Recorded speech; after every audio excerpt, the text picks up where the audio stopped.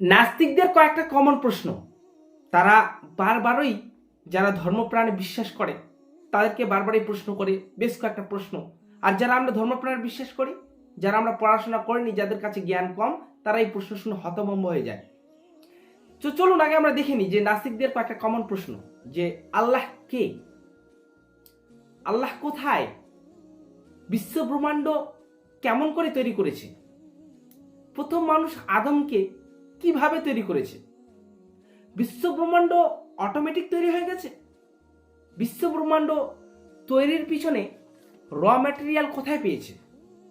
জি, এই নাস্তিকদের কয়েকটা কমন প্রশ্ন। তারা মনে করে যে এই প্রশ্ন করে একটা বিশাল পণ্ডিত হয়ে গেছে, কিন্তু তাদের যদি আপনি প্রশ্নটাকে দেখেন আর প্রশ্নটাকে একটু যদি বোঝেন, আপনি তাদের প্রশ্নটাকে অনেক দুর্বল মনে করবেন। তাদের প্রশ্নটা বুঝতে পারবেন যে কি বোঝাতে যাচ্ছে, কি জেনেছে। জি, তিনি যে প্রশ্নটা করেছেন অনেকখানিটা সঠিক। তবে আগে আমি একটা কথা বলি যে নাস্তিক তারা মেনে নিয়েছে লা ইলাহা, মানে কোনো মাবুদ নেই, কোনো মাবুদ নেই, শুধু আমরা কি করাবো যে ইল্লাল্লাহ, আল্লাহ ছাড়া। আমরা ইল্লাল্লাহ প্রমাণ করবো আজকে এই ভিডিওতে, যে কোনো মাবুদ নেই, লা ইলাহা। তারা তো জানে, তারা তো বিশ্বাস করে যে কোনো এই বিশ্বজগৎ তৈরির পিছনে কেউ নেই, এই বিশ্বজগৎ যে তৈরি করেছে এটা অটোমেটিক তৈরি হয়ে গেছে, তারা যেটা মনে করে। তারা লা ইলাহা মেনে নিয়েছে, আমরা আজকে ইল্লাল্লাহ প্রমাণ করব। তো চলুন আমরা তাদের প্রশ্নগুলো ধীরে ধীরে ধারাবাহিকতাভাবে অ্যান্সার দেওয়ার চেষ্টা করব। তাদের একটা প্রশ্ন যে বিশ্ব ব্রহ্মাণ্ড, এই যে বিশ্ব ব্রহ্মাণ্ড আছে, এই বিশ্ব ব্রহ্মাণ্ড আমরা যে বলি যে এই বিশ্ব ব্রহ্মাণ্ড তৈরির পিছনে একজন রয়েছে, একজন সৃষ্টিকর্তা রয়েছে, তারা এটা বিশ্বাস করতে চায় না। তারা আমাদের কাছে প্রমাণ চায় যে আপনি কিভাবে প্রমাণ করবেন যে এই বিশ্ব ব্রহ্মাণ্ড তৈরির পিছনে যে কোনো কিছু রয়েছে। আচ্ছা, আপনাকে যদি নাস্তিক, আপনাকেই যদি প্রশ্ন করা হয় আপনি কি করে জানলেন, আপনি কি করে জানলেন যে বিশ্ব ব্রহ্মাণ্ড তৈরির পিছনে কেউ একজন নেই? কারণ আপনি কি টাইম এবং স্পেস, যে বিগ ব্যাং থিওরি আপনি যেটা বলেছেন, যেটা 1400 বছর আগে অবশ্য আমাদের কোরআন জানিয়ে দিয়েছে, তো যেটা আপনি বিগ ব্যাং থিওরি আনুমানিক 13.8 বিলিয়ন আগে যেটা আমরা জানতে পারি যে হয়েছে, বা আগে পিছিয়ে হতে পারে, তো বিগ ব্যাং থিওরিটা হওয়ার আগে যে একটা পয়েন্ট ছিল যে ধামাকা হয়েছে, ধামাকা হওয়ার আগে কি আপনি গেছেন? তো আপনি যেখানে যেতে পারেননি, যেখানে আপনার অস্তিত্ব নেই, সেখানে আপনি কি করে দাবি করতে পারেন যে এই তৈরির পিছনে কেউ নেই? যেমন এক্সাম্পল, একটা অন্ধ মানুষকে যদি বলা হয় যে রেড কালার, একটা অন্ধ মানুষ যদি বলে আপনাকে যে রেড কালার নেই বা ব্লু কালার নেই, তা বলে কি সত্যি নেই? আপনি তো বাতাসকে দেখতে পারেন না, তা বলে কি বাতাস নেই? আপনি তো এখান থেকে বসে আমেরিকাকে দেখতে পারেন না, বা আপনি কানাডাকে সচক্ষে কোনোদিন দেখেননি, তো কানাডা কি সত্যিকারই নেই? প্রশ্ন, তাদের প্রশ্নগুলো অনেকগুলো দুর্বল হয়, তাদেরকে অ্যান্সার দেওয়া খুবই সহজ। তারা মনে করে যে বিশ্ব ব্রহ্মাণ্ড তৈরির পিছনে কেউ নেই, কিন্তু আমরা বলি যে না, এই বিশ্ব ব্রহ্মাণ্ড তৈরির পিছনে কেউ না কেউ তো আছে। নচেত নচেত এত সূক্ষ্মভাবে সব কিছু জিনিস হতে পারে, যেমন সূর্য, চন্দ্র, পৃথিবী, এগুলো যদি একটু 19-20 হয়ে যায় তাহলে তো পৃথিবী ধ্বংস হয়ে যাবে। এগুলো কিভাবে অ্যাকুরেট চলছে? তো চলুন আগে আমরা এই বিষয়টাকে প্রমাণ করি যে এই বিশ্ব ব্রহ্মাণ্ড তৈরির পিছনে কেউ না কেউ তো রয়েছে। সর্বপ্রথম যে আমি যেটাকে বলছি, যে আপনি আজকে আছেন 2025 সাল, 2025 সাল, আপনি 2027 সালে লাভ দিয়ে যেতে পারবেন না। আপনাকে 2026 এর 2027 এর প্রতিটা সেকেন্ড মিনিট বের করে যেতে হবে। তো ঠিক 2025 সালের আগে কোনো না কোনো সময় এই টাইম, আপনি যেটা অতীত করে এসেছেন, অতীত থেকে এসেছেন, টাইমটা কোনো না কোনো জায়গায় একটা শেষ হয়েছে, যেটাকে ফাইনাইট, মানে কোনো না কোনো জায়গায় এই টাইম শেষ হয়েছে। বিগ ব্যাং থিওরি যদি আমি মেনে নিই যে 13.8 বিলিয়ন আগে হয়েছে, তার মানে তারপরেই টাইম স্পেস তৈরি হয়েছে, তার আগে কিছু ছিল না। কারণ সায়েন্স এখন প্রমাণ করতে পারছে না যে কোনো কিছু হওয়ার পিছনে, কোনো র ম্যাটেরিয়াল হওয়ার পিছনে কিন্তু টাইম দরকার, স্পেস দরকার।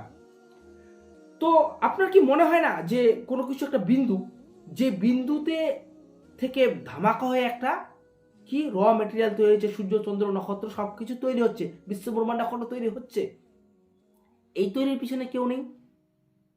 তার কারণ আমরা একটা প্রমাণ আরো দিই, যে সায়েন্স দ্বারাই যেটা প্রমাণিত হয়েছে যে যেই জিনিস নেই, যেই জিনিস নেই সেই জিনিস কি নিজে নিজে তৈরি হতে পারে? যেমন এক্সাম্পল, যে এই যে একটা কলম, এই কলমটা নেই, তো এই কলমটা কি নিজে নিজে তৈরি হতে পারে? আমি নেই, যদি আমি না থাকি তো আমি কি নিজে নিজে তৈরি হতে পারি? সূর্য, চন্দ্র, নক্ষত্র এরা ধরে নেন নেই, এরা কি নিজে নিজে তৈরি হতে পারে? প্রশ্ন। কোনো কিছু জিনিস নিজে নিজে তৈরি হতেই পারে না, সায়েন্স দ্বারা প্রমাণিত। যে জিনিস নেই সেই জিনিস কোনো দিন নিজে নিজে তৈরি হতেই পারে না, হতেই পারে না। তাহলে এই বিশ্ব ব্রহ্মাণ্ড, এই যে বিগ ব্যাং থিওরি, এই যে ধামাকা কিভাবে আসলো? এটা থেকে স্পষ্ট প্রমাণ হয় যে এই সব কিছু তৈরির পিছনে কেউ না কেউ তো রয়েছে, সৃষ্টিকর্তা রয়েছেই রয়েছে। এটা থেকে স্পষ্ট প্রমাণিত। আমরা আজকে এতটুকু প্রমাণ করলাম যে এই বিশ্ব জগৎ তৈরির পিছনে কেউ না কেউ রয়েছে। এবার আমরা যদি কোরআনটাকে দেখি, আপনি যদি কোরআনটাকে কোনোদিন পড়েন, সূরা আম্বিয়ার 33 নম্বর আয়াতে যদি লক্ষ্য করেন, আল্লাহ সৃষ্টি করেছেন রাত্রি ও দিবস, সূর্য ও চন্দ্র প্রত্যেকেই নিজ নিজ কক্ষপথে ঘোরে। আমরা গত কয়েকদিন আগে জানলাম যে সূর্য গতিশীল, সেটা আমরা জানলাম 50 থেকে 100 বছর আগে। কিন্তু আমরা আগে জানতাম যে সূর্য স্থির। এই কথাটা কে জানিয়েছে? 1400 বছর আগে কোরআন জানিয়েছে। এই কথাটা কেমন করে জানালো? তখন তো সায়েন্স ছিল না, তখন তো টেকনোলজি উন্নত ছিল না, এটা কি করে জানাতে পারে? আচ্ছা, চাঁদের আলো প্রতিফলিত হয়, এটা আমরা জানতাম না। এটা আমরা জানলাম কত? 50 থেকে 100 বছর আগে। এইটা তো 1400 বছর আগে আমাদের কোরআন জানিয়েছে, নবীর মাধ্যমে আল্লাহ আমাদের মেসেজ দিয়ে দিয়েছেন। আচ্ছা, আমি যদি মেনে নিই যে সেখানকার কোনো একটা মহাজ্ঞানী লোক একটা বলেছে, সেটা থেকে কোরআনে নকল করে লেখা হয়েছে, যদি আমি ধরে নিই কিছুক্ষণের জন্য। আচ্ছা, তারপরে আমি যদি একটু আরো এগিয়ে যাই, যে বিগ ব্যাংকের কথাটা বলা হয়েছে 31 নম্বরে, ঠিক বিগ ব্যাংকের কথাই কোরআনে বলা হচ্ছে যে আকাশমণ্ডলী, পৃথিবী সব এক জায়গায় ছিল, তা ধীরে ধীরে আমি পৃথক করেছি কোন একটা ধামাকা যেটা থিওরি পেশ করা হয়েছে। তো ঠিক বিগ ব্যাংকের কথা তো কোরআন বলছে, তো সব কিছুই যে সঠিক হতে পারে, একটা জ্ঞানী লোক, আজকালকার সায়েন্সের জামানায় যে বিভিন্ন ধরনের থিওরি পেশ করা হয়, সেই থিওরিতে সবকিছু সঠিক হয় না। তো সেখানকার সেই জামানায় একটা লোক কিভাবে একটা লোক সবকিছু অ্যাকুরেট ভাবে বলতে পারে? নিশ্চয়ই কিছু না কিছু তো রয়েছে, এটা থেকেও প্রমাণ হয়। তো নাস্তিকদের যে প্রশ্নগুলো তাদের খুব দুর্বল। এবার তারা একটা প্রশ্ন আরো করে যে আল্লাহ র ম্যাটেরিয়াল কোথায় পেয়েছে, বা আল্লাহ এখন কি করছে। আমি যদি একটা প্রশ্ন করি, আল্লাহ এখন কি করছে, তো আল্লাহ এখন কি করছে প্রশ্নটা অনেকখানি দেখেন যে টাইম আর স্পেস এর মধ্যে এই প্রশ্নটা কার্যকারী হয়। এখন কি করছে, এখন, তখন, আগে, পরে, অতীত, সবকিছু কিসের মধ্যে অন্তর্ভুক্ত? টাইম এবং স্পেস এর মধ্যে অন্তর্ভুক্ত। এটা কিন্তু টাইমের বাইরে না। তো যে আল্লাহ, যে ক্রিয়েটর, যে সৃষ্টি করেছে, সে তো টাইম এবং স্পেস সে তো তৈরি করেছে। সে কি করে এই টাইমের ভিতরে থাকতে পারে? আপনি কম্পিউটার তৈরি করেছেন, আপনি মোবাইল তৈরি করেছেন, আপনি কলম তৈরি করেছেন, আপনি কি এই কলমের মধ্যে ঢুকে আছেন? আপনি কি মোবাইলের মধ্যে ঢুকে আছেন? তো একটা সাধারণ এক্সাম্পল, তো যে টাইম, যে স্পেস তৈরি করেছে, সে কি করে এই টাইমের মধ্যে থাকতে পারে?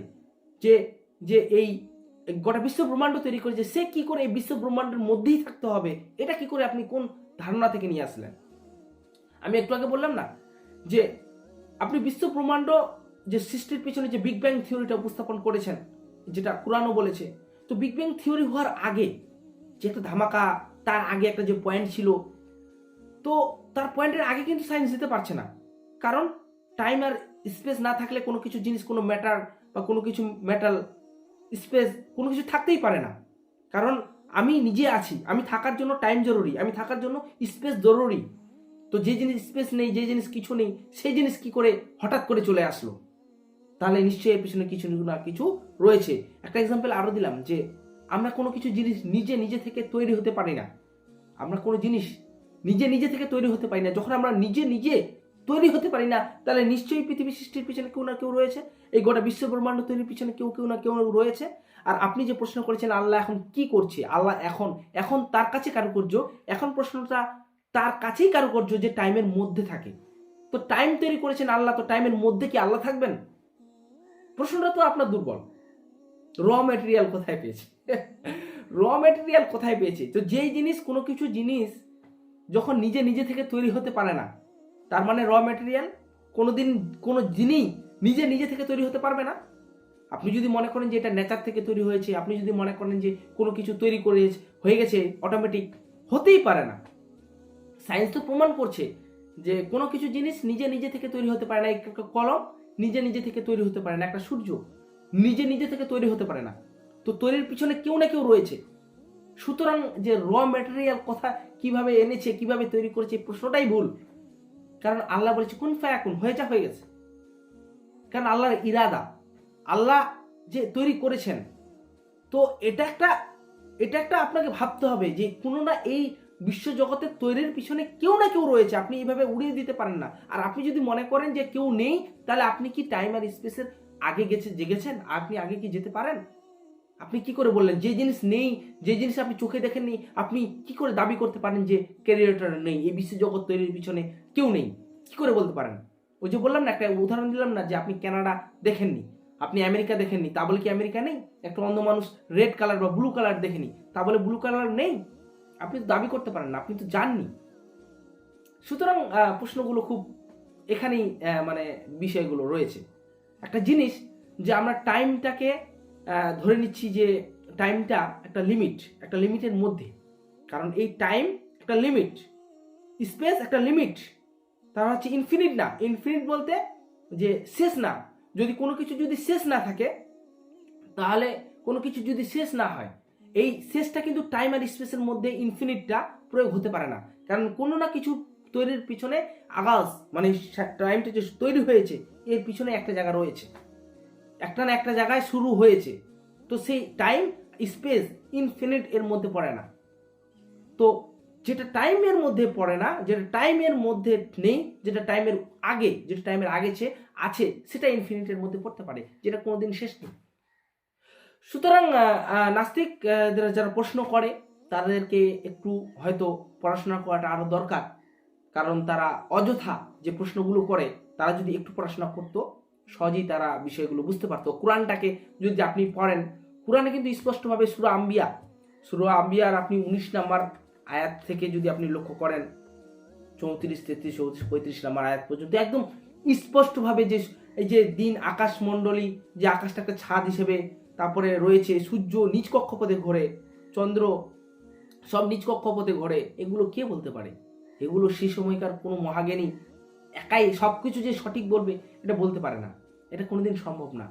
সুতরাং আপনারা যারা নাস্তিকতায় বিশ্বাস করেন, তাদের কাছে একটা প্রশ্ন, এখনো সময় থাকতে ফিরে আসুন। আপনার প্রশ্ন জায়েজ, কিন্তু উত্তর তো আপনাকে খুঁজতে হবে। আপনি যদি বুঝতেই না চান, আপনি যদি মনেই করেন যে কোনো কিছু নেই, এই সৃষ্টি জগতের পিছনে নেই, তো আমার দেওয়া এই যে আজকে আমি রাখলাম এই ভিডিওতে উপস্থাপন করলাম, যেটা কোরআনও বলেছে, যেটা হাদিসও বলেছে, আমি সেই বিষয়টাকে একটু বিস্তারিতভাবে আলোচনা করলাম যে সময় আর টাইম এটা কিন্তু ফাইনাইট, মানে একটা লিমিটেড। কোনো না কোনো জায়গায় তো শেষ হয়েছে, মানে সৃষ্টি হয়েছে। তো যেখানে সৃষ্টি হয়েছে তার আগে টাইম ছিল না, তার আগে স্পেস ছিল না, তাহলে তার আগে কি ছিল? তো তার আগে কি ছিল আপনি যদি বলে দেন যে তার আগে কিছুই ছিল না, তো এটা তেমন হয়ে গেল যে একটা অন্ধ রেড কালার দেখেনি, সে বলছে যে রেড কালার নেই, তেমন হয়ে গেল না বিষয়টা?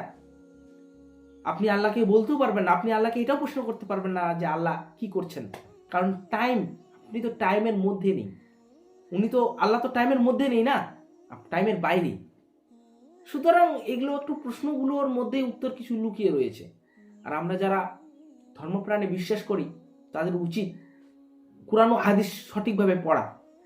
কারণ যদি আপনি কুরআন ও হাদিস সঠিকভাবে পড়েন, তাহলে নাস্তিকদের এই প্রশ্নের জবাব আপনি সহজেই দিতে পারবেন, কারণ এগুলো হাদিসে রয়েছে।